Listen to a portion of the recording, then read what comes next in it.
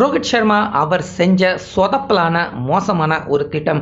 ஆனால் கடைசி நேரத்தில் வந்து நம்ம இந்தியன் டீமை அதுவும் சூப்பர் ஓவரில் காப்பாற்றி வெற்றியை தேடி தந்த வெறும் 14 வயது சிறுவரான சூரியவன்ஷி வைபவ் கடைசி நேர திக் காட்சிகள் அப்படின்னு நம்ம இந்தியாவுக்கும் இங்கிலாந்து அணிகளுக்கும் இடையே நடந்த 2வது ஓடிஐ மேட்ச்ல யாருமே எதிர்பார்க்காத பரபரப்பான சம்பவங்கள் இங்கிலாந்து மண்ணில் தற்போது அரங்கேறியிருக்கு. அதாவது நம்ம இந்தியன் டீம் டெஸ்ட் மேட்ச் முடிச்சதுக்கு அப்புறமா கையோட ஒரு சில பிளேயர்கள் எல்லாருமே இங்கிலாந்து தங்கியிருக்காங்க. ஏன்னா கவுண்டி கிரிக்கெட், அதே போல் அண்டர் 19 விராட் கோலி, அதே போல் ரோஹித் சர்மா, இன்னும் 2-3 சீனியர் பிளேயர்கள் இங்கிலாந்து மண்ணில் தங்கியிருக்காங்க. அவங்க எல்லாருமே சேர்ந்து இங்கிலாந்து அணியின் ஏ பிரிவு அணிக்கு எதிராக ஒரு வார்ம் அப் மேட்ச் மாதிரியான ஓடிஐ மேட்சை தற்போது விளையாண்டுகிட்டு இருக்காங்க.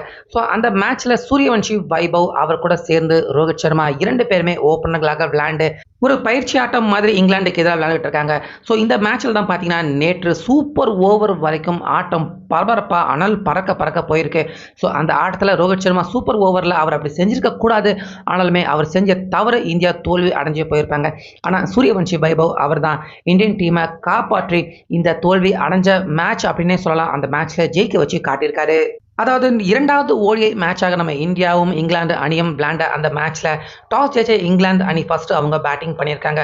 50 ஓவர்கள் முழுசாகவே விளையாண்டாங்க. அவங்க ஏ டீம் தான் இங்கிலாந்து அணி. ஆனாலுமே நம்ம இந்தியன் டீமால் அவங்கள ஆல் அவுட் பண்ண முடியல. ஸோ நிறைய பிளேயர்கள் நல்லா விளையாண்டாங்க. அவங்க பேர் எல்லாமே லிஸ்ட் என்ன அப்படின்னு வெளியே வரல. 2 பிளேயர்கள் செஞ்சுரி அடிச்சிருக்காங்க. 2 பிளேயர்கள் 60+ ஸ்கோர் பண்ணியிருக்காங்க. அந்த அளவுக்கு சூப்பராக விளையாண்ட இங்கிலாந்து அணி டோட்டலாக ஓவராலாக 50 ஓவர் முழுசாக விளையாண்டு 4 விக்கெட்டுகள் மட்டுமே எழுந்து 358 ரன்கள் எடுத்திருந்தாங்க. ஸோ ஒன் டே ஃபார்மேட்டை பொறுத்த வரைக்கும் இது ஒரு நல்ல ஸ்கோர் அப்படின்னே சொல்லலாம். இந்த ஸ்கோரை சேசிங் பண்ண வந்த நம்ம இந்திய அணி பக்கம் ரோஹித் சர்மா ஃபர்ஸ்ட் ஓடிஐ சரியாக விளையாடலை. ஆனால் இந்த மேட்ச்சில் நல்லாவே விளையாண்டாரு. செஞ்சுரி அடிச்சிருக்கலாம். ஆனாலுமே 87 ரனில் செஞ்சுரியை மிஸ் பண்ணிட்டாரு. சூரியவன்ஷி வைபவ் ரோஹித் கூட ஓப்பனராக இறங்கினாரு.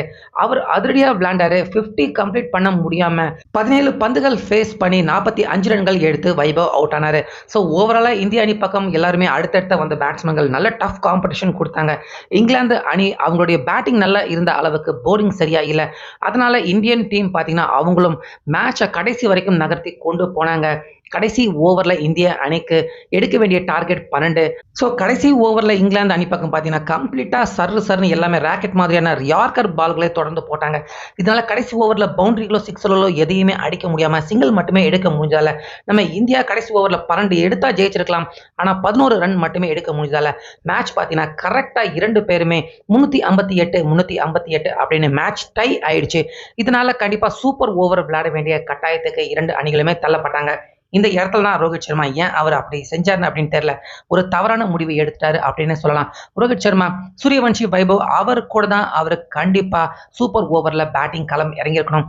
ஆனா சூரியவன்ஷி வைபவ் அவர் கூட இறங்காம ரோஹித் சர்மா கூட ஆயுஷ் மாத்ரே இவங்க 2 பேருமே ஓப்பனர்களாக இறங்கினாங்க.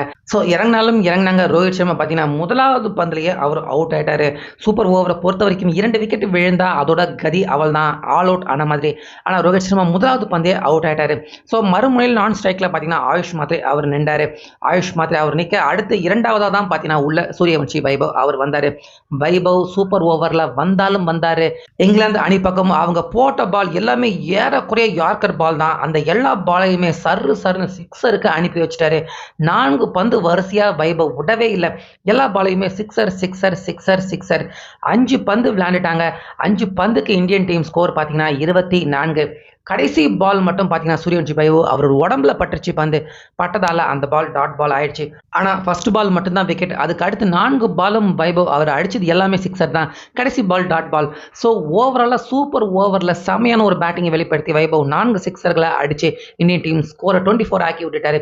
ஸோ இந்த ஸ்கோரை பேட்டிங் பண்ணி எடுக்க வந்த இங்கிலாந்து அணியால் அவங்களால 2-4 அடிச்சாங்க. அதுக்கப்புறம் ஒரு 3-4 சிங்கிள் எடுத்தாங்க. தோத்து போயிட்டாங்க. இந்தியன் டீம் ரோஹித் சர்மா செஞ்ச தவறால தோத்து போயிருப்பாங்க. ஆனால் வைபவ் அவர் திடீர்னு உள்ள வந்து காப்பாற்றி கொடுத்ததால 4 சிக்ஸர்கள் அடிச்சு சூப்பர் ஓவர் வரைக்கும் போய் நம்ம இந்தியா ஜெயிச்சிட்டாங்க. ஸோ இது வார்ம் அப் மேட்சாக இருந்தாலும் சூரியவன்ஷி வைபவ் ஒவ்வொரு மேட்ச்லையுமே அவர் செய்கிற விஷயம் எல்லாமே பயங்கரமாக ட்ரெண்ட் ஆகிட்டு தான் வருது. வைபவ் அவருடைய இந்த சூப்பர் ஓவர் அபாரமான பேட்டிங்கை பற்றி உங்கள் கருத்தை சொல்லுங்கள்.